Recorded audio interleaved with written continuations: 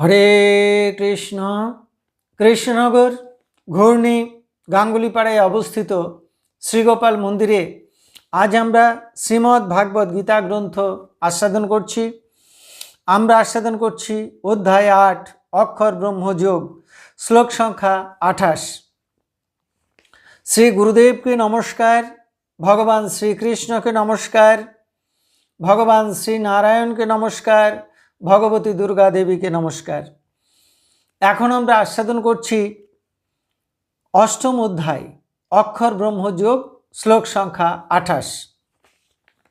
বেদেষু যজ্ঞেষু তপসু চ এব দানেষু যৎ পুণ্যফলম প্রদিষ্টম অত্যেতি তৎসর্বম ইদম বিদিত্তা যোগী পরম স্থানম উপৈতি চ আদ্যম।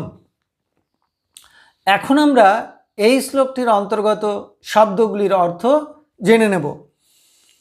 বেদেষু বেদে, যজ্ঞেষু যজ্ঞে, তপসু তপস্যায়, দানেষু দানে, এব অবশ্যই, যৎ যে, পুণ্যফলম পুণ্যফল, প্রদিষ্টম বলা হয়েছে, ইদম এই তত্ত্ব, বিদিত্তা জেনে, যোগী যোগী, তৎসর্বম সেই সকল পুণ্যফল, অত্যেতি অতিক্রম করে, পরম আদ্যম পরম আদি স্থান, চ এবং উপৈতি লাভ করেন। তাহলে এই শ্লোকটির বঙ্গানুবাদ কি দাঁড়ালো? বেদে, যজ্ঞে, তপস্যায় এবং অবশ্যই দানে যে সকল পুণ্যফলের কথা বলা হয়েছে, এই তত্ত্ব জেনে যোগী সেই সকল পুণ্যফল অতিক্রম করে পরম আদ্যস্থান লাভ করেন। এখন আমরা এই শ্লোকটির অন্তর্নিহিত ভাব আস্বাদন করছি। বেদে পরমেশ্বর পরম ব্রহ্মের কথা বলা হয়েছে, নিষ্কাম কর্ম এবং নিষ্কাম যজ্ঞের কথাও বলা হয়েছে, আবার সকাম যজ্ঞেরও উল্লেখ আছে। কেউ যদি নিষ্কাম কর্ম করে, ঈশ্বর প্রীতির জন্য যজ্ঞ করে, ওঙ্কার স্বরূপ পরম ব্রহ্মের ধ্যান করেন, তাহলে তারা পরমাত্মা পরমেশ্বর বা পরম ব্রহ্মকেই প্রাপ্ত হবেন। আর কেউ যদি সকামভাবে বৈদিক যাগযজ্ঞ করেন, বেদ পাঠ করেন, তাহলে তারা পুণ্যফল লাভ করবেন। পুণ্যফল লাভ করে তারা বহু ঊর্ধ্বলোকে যেতে পারেন, এমনকি ব্রহ্মলোকেও। কিন্তু কামনা বাসনা অবশিষ্ট থাকলে ব্রহ্মলোক থেকেও ফিরে আসতে হবে। এই শ্লোকে নিষ্কামভাবে অনুষ্ঠিত বৈদিক যজ্ঞের বা তপস্যার কথা বলা হয়নি। এখানে বেদের যে কথাটা বলা হয়েছে সেটা হচ্ছে সকাম বৈদিক যাগযজ্ঞ বা সকাম কর্মকাণ্ডের কথা। এই সকাম কর্ম করলে কি ফল হয়? তারা বহু ঊর্ধ্বলোকে যায়, কিন্তু পুণ্যক্ষয় হলে আবার তাদের ফিরে আসতে হয়। কেউ যদি কামনা বাসনা নিয়ে তপস্যা করেন বা ভূমিদান, গোদান, বস্ত্রদান, অন্নদান, অর্থদান ইত্যাদি নানাবিধ দান করেন, তাহলে তারা হয়তো প্রভূত পুণ্য লাভ করেন। আর সেই পুণ্যের ফলে তারা স্বর্গ, মহ, জন, তপ, সত্যলোক পর্যন্ত যেতে পারেন। কিন্তু তারা যে লোকেই যান না কেন, তাদের অন্তরে কামনা বাসনার অবশেষ থাকবার জন্য তাদের আবার ফিরে আসতে হয়, মর্তলোকে জন্ম নিতে হয়। তারা মুক্তি মোক্ষ লাভ করতে পারেন না। ভগবান বললেন, যারা যোগী তারা এই সমস্ত তত্ত্ব জেনে, এই তত্ত্ব বলতে কোন তত্ত্বটাকে বোঝানো হয়েছে? ওই যে কৃষ্ণ মার্গের তত্ত্ব আর শুক্ল মার্গের তত্ত্ব।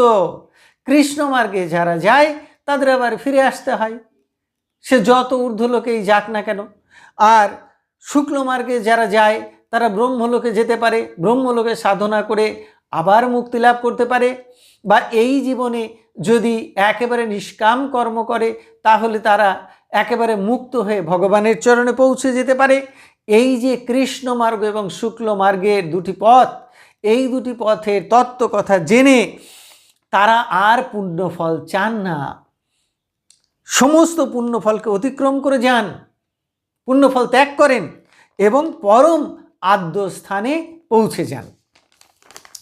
এখানে যোগী বলতে নিষ্কাম কর্মযোগী, নিষ্কাম ভক্তিযোগী, নিষ্কাম জ্ঞানযোগী, নিষ্কাম অষ্টাঙ্গ যোগী সকলকেই বোঝানো হয়েছে।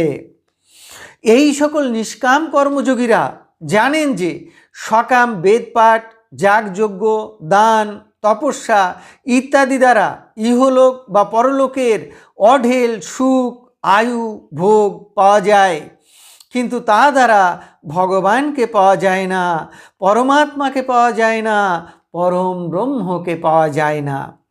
পরকালের সুখ ভোগ করবার পর আবার এই দুঃখময় বন্ধনময় মর্তলোকে জন্ম নিতে হয়।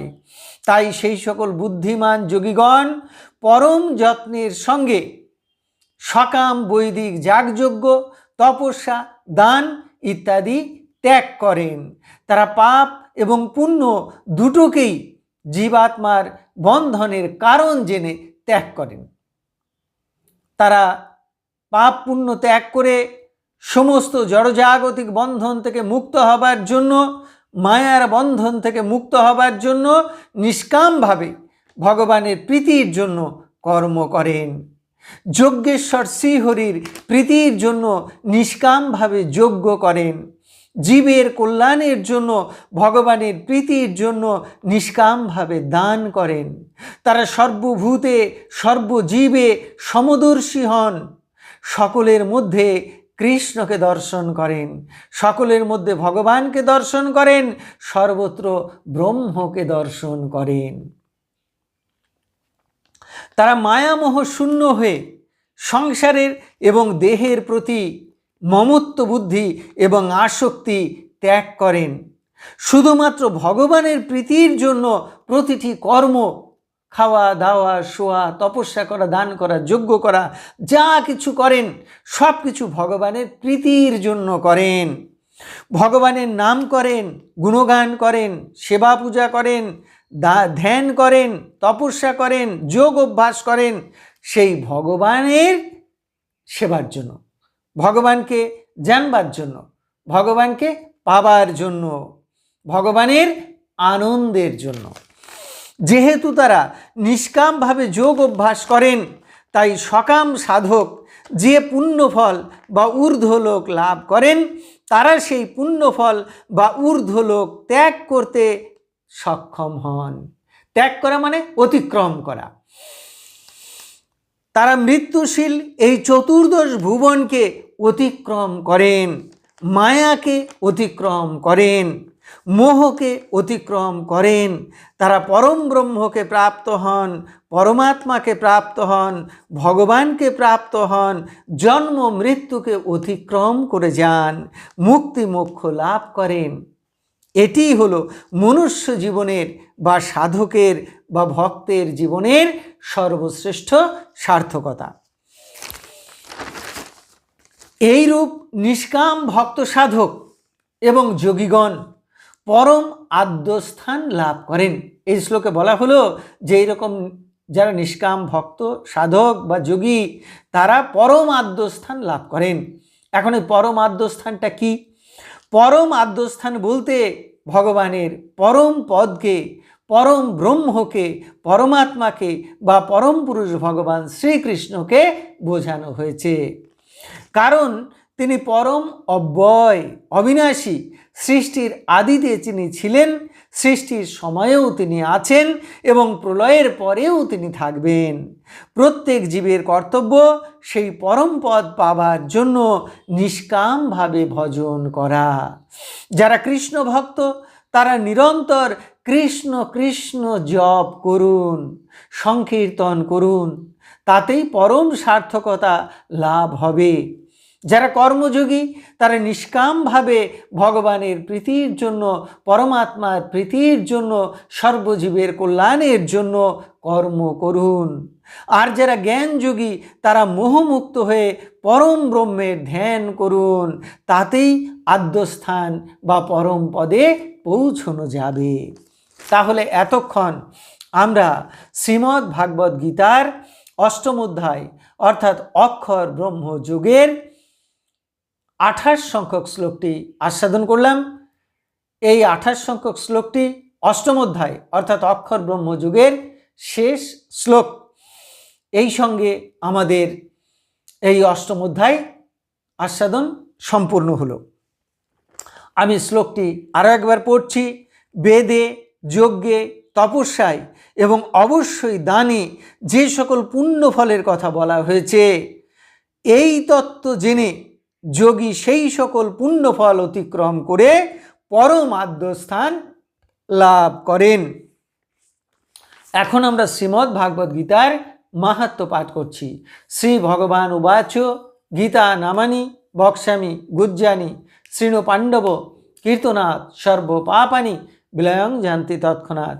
গঙ্গা গীতা চ সাবিত্রী সীতা সত্তা পতিব্রতা ব্রহ্মাবলী ব্রহ্মবিদ্যা ত্রিসন্ধ্যা মুক্তিগেহিনী অর্ধমাত্রা চিদানন্দা ভবগ্নি ভ্রান্তিনাশিনী বেদত্রয়ী পরানন্দা তত্তার্থ জ্ঞানমঞ্জরি ইত্যেতানি জপ নিত্যং নরনিশ্চল মানসঃ জ্ঞান সিদ্ধিং লভে নিত্যং তথান্তে পরমম পদম।